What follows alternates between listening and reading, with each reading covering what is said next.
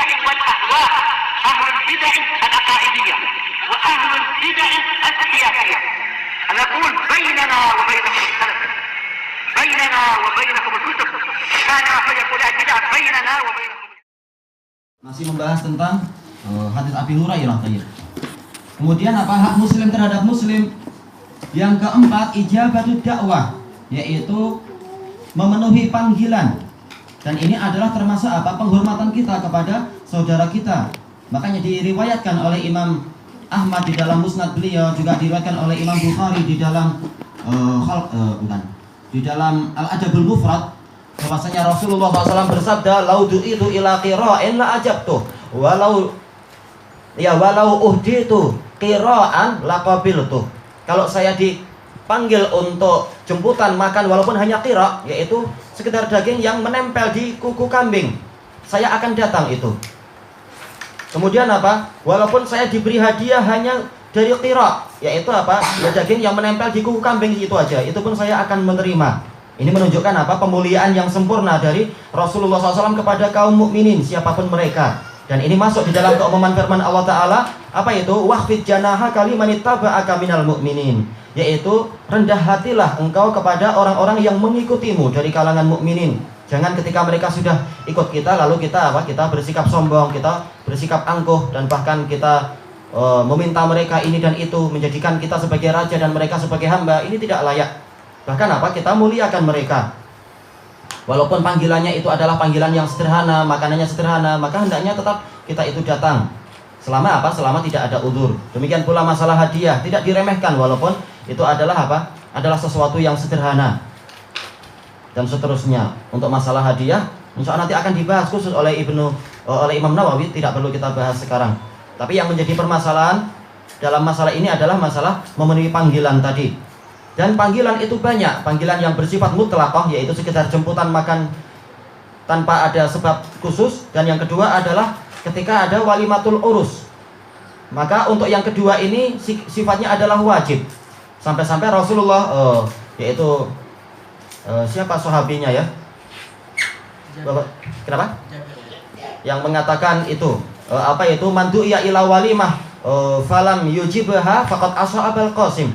Barang siapa dipanggil untuk ke walimah tapi dia tidak memenuhinya, maka dia durhaka kepada Rasulullah SAW. Ana lupa nama sahabinya, Jabir kah atau siapa? Allahu musta'an. Adapun untuk panggilan-panggilan yang lain, maka para jumhur ulama mengatakan mustahab. Mustahab untuk datang, tapi tidak sampai wajib. Cuma apa? Rasulullah memustahabkan, sampai beliau sendiri mengatakan itu tadi. Walaupun hanya makanan yang sederhana, tetap saya akan datang. Makanya Rasulullah SAW di dalam dalil yang banyak, beliau setiap kali dipanggil jemputan, beliau datang. Makanya diantaranya adalah hadis Jabir yang di Bukhari Muslim itu tentang kisah apa itu? Perang Khandaq.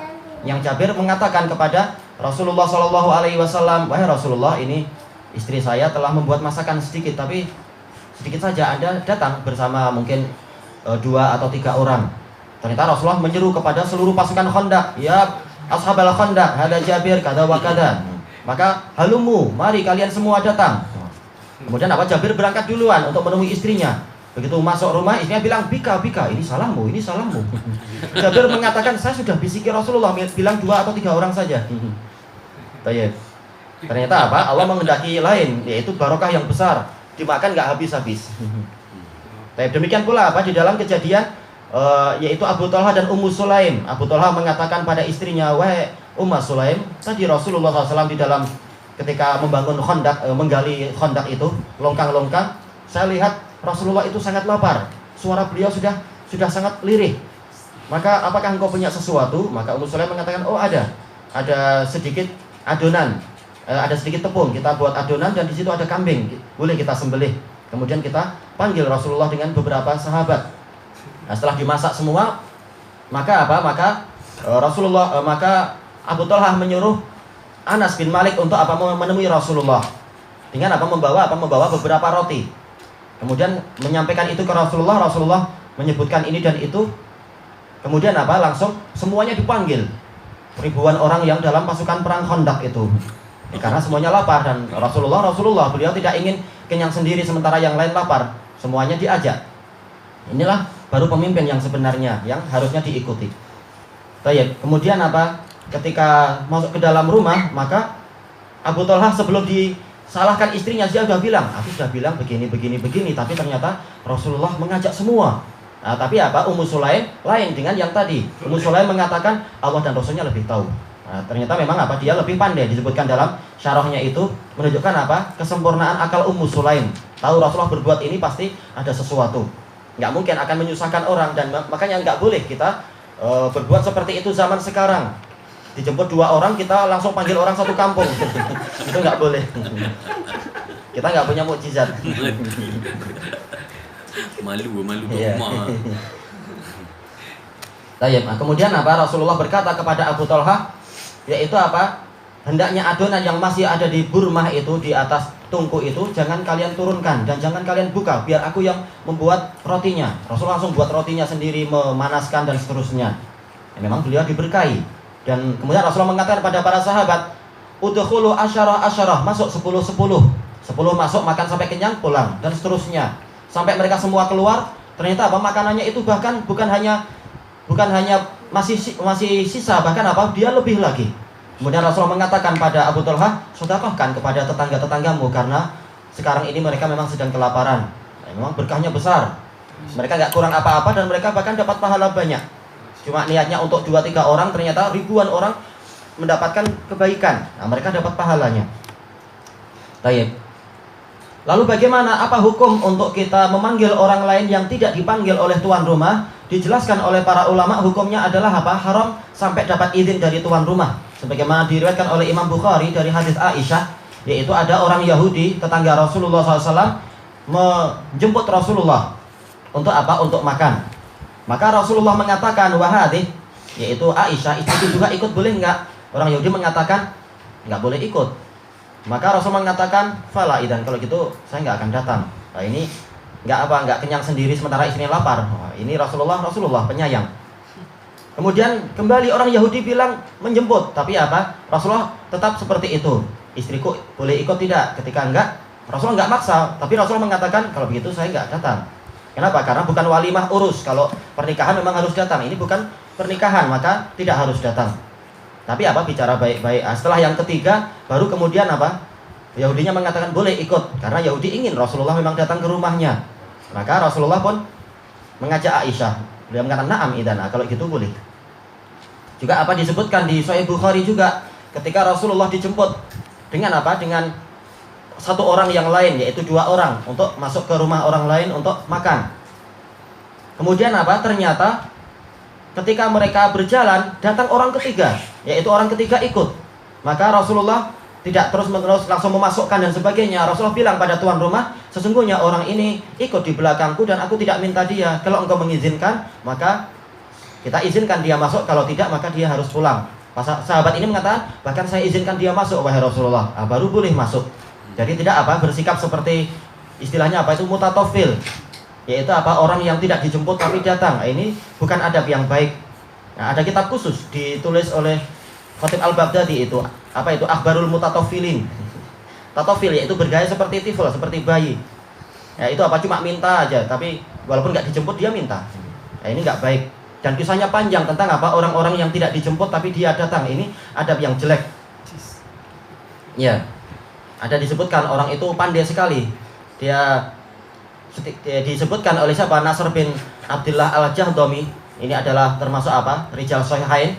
Beliau mengatakan, saya punya tetangga, dia itu mutatofil. Dia nggak akrab denganku, tapi setiap kali ada jemputan dia jadi akrab denganku. Dan betul, pernah suatu hari saya dijemput oleh tetangga saya. Memang ini beliau imam mulia, ma'ruf. Langsung begitu saya keluar rumah, tahu-tahu dia sudah di depan rumahnya dengan baju yang bagus. Ketika saya jalan, dia ikut jalan di belakang. Ketika saya masuk, orang mengizinkan dia masuk, menyangka dia teman saya. Nah, kemudian apa? Kemudian mereka dalam satu apa itu namanya? Satu meja. Nah, kemudian apa? Nasr bin Abdullah Al-Jahdami mendatangkan hadis dengan sanadnya begini-begini, mengatakan barang siapa masuk ke suatu jamuan padahal dia tidak diizinkan, maka dia itu adalah seperti pencuri. Maka si orang ini dia mengatakan hadisnya dhaif. Karena di dalam sanadnya ada fulan-fulan. Dan juga bukan seperti amalan muslimin. Amalan muslimin enggak seperti ini. Dan juga Rasulullah telah menyebutkan dengan hadisnya, dengan sanadnya, yaitu apa? Ta'amul wahid yakfi isnain, ta'amul isnain yakfi salasah. Makanan satu orang cukup untuk 2 orang, makanan 2 orang cukup untuk 3 orang. Beliau bilang, oh nggak mampu jawab apa-apa. Nah, begitu selesai makan dan keluar, langsung dia berpisah dariku, dia pulang ke rumah. Padahal memanfaatkan kebesaran beliau tadi. Yang salah adalah apa? Karena beliau tidak mendatangkan dalil yang sahih tadi, yang di Sahih Bukhari itu. Yaitu apa? Harus apa? Minta izin dulu. Bukan masalah dia pencuri, tapi apa? Kalau tidak diizinkan, maka ini akan menjadi api neraka di ketiak orang itu. Minta sesuatu tanpa izin. Mengambil sesuatu tanpa apa? Tanpa keridhaan pemiliknya. Kalau hadis tadi artinya dhaif, orangnya tahu, kita yang kalah. Nah, disebutkan oleh Ibnul Jauzi dalam kitab Adqiyah, yaitu apa? Ada seseorang yang setiap kali ada jemputan, dia tidak dijemput, dia selalu datang dan dia pura-pura akrab dengan orang-orang, pandai bicara dia. Nah, tetamu yang lain nggak kenal lah, yang penting oh ini banyak orang dijemput. Kita makan sama-sama, tuan rumah tahu ini bukan orang saya jemput, gimana dia datang. Cuma kalau mengusir di depan orang umum, saya malu sendiri, dikira nanti kedekut dan sebagainya. Nah, pada suatu ketika, yaitu ada jemputan lagi, ketika orang itu mau datang, tuan rumah sudah apa? Sudah siap di depan pintu. Mengatakan, oh sila-sila, tempat Anda khusus, tempat Anda adalah tempat yang di tempat orang terhormat tinggi, di menara sana. Nah, kemudian apa? Betul, dia naik, memang itu menara sudah dihias bagus. Begitu dia naik, kemudian masuk ke menara itu, maka apa? Tangganya diambil sama tuan rumah. Nah, dia dari atas lihat orang makan santai. Selesai semuanya makan dan semuanya pulang, baru tangganya dikembalikan lagi, sila Anda pulang. Nggak makan. Banyak kisah mutatawilin yang lucu, tapi kadang kita bengang juga sama orang-orang itu. Yang betul adalah apa? Kalau dijemput datang, kalau tidak dijemput ya harusnya punya kehormatan, menjaga apa? Menjaga ifah, kehormatan. Baik, ini semua pembahasan terkait dengan masalah ijabatul dakwah, memenuhi panggilan. Dan diriwayatkan oleh Imam Bukhari, ana lupa Bukhari dan Muslim juga, atau salah satunya, yaitu dari Abi Hurairah radhiyallahu anhu, Rasulullah mengatakan, idza du'iya ahadukum ila walimah fa'ajibhu fa in kana sha'iman fa in sya'a falyakul wa in sya'a fa'ajib wal yusalli alaih. Kalau salah seorang dari kalian dipanggil untuk suatu walimah, hendaknya dia memenuhi panggilan itu. Kalau dia sedang puasa, maka hendaknya dia datang dan dia, kalau dia mau dia makan, kalau dia mau hendaknya dia tetap puasa tapi mendoakan tuan rumah. Jadi tetap datang. Tapi apa? Bilang, oh saya ada udzur, saya puasa, terus didoakan baik-baik.